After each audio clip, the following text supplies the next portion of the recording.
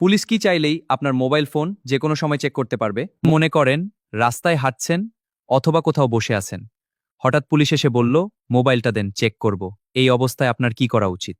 আপনি কি বাধ্য সাথে সাথে ফোন আনলক করে দিতে, নাকি আইন আপনাকে কিছু অধিকার দিয়েছে?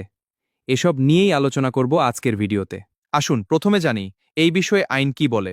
বাংলাদেশের সংবিধানের অনুচ্ছেদ ৪৩ অনুযায়ী প্রত্যেক নাগরিকের ব্যক্তিগত গোপনীয়তার অধিকার রয়েছে, অর্থাৎ আপনার ব্যক্তিগত যোগাযোগ, মেসেজ, কল লিস্ট এবং অন্যান্য তথ্য আইনগত কারণ ছাড়া তল্লাশি করা যাবে না।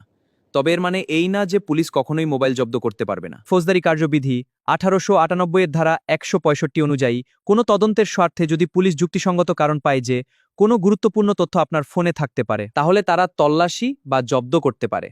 কিন্তু এখানে একটা গুরুত্বপূর্ণ বিষয় আছে। আইন অনুযায়ী তল্লাশির কারণ লিখিতভাবে রেকর্ড করতে হয় এবং অযথা বা ইচ্ছামতো তল্লাশি করা বৈধ নয়।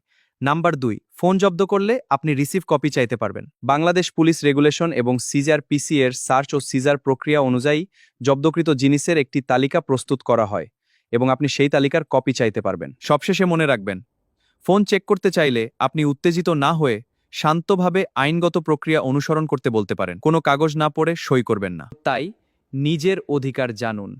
ভিডিওটির কোথাও না বুঝে থাকলে কমেন্ট করতে পারেন। এছাড়া এ ধরনের আইনি তথ্য পেতে আমাদের পেজটি ফলো করুন।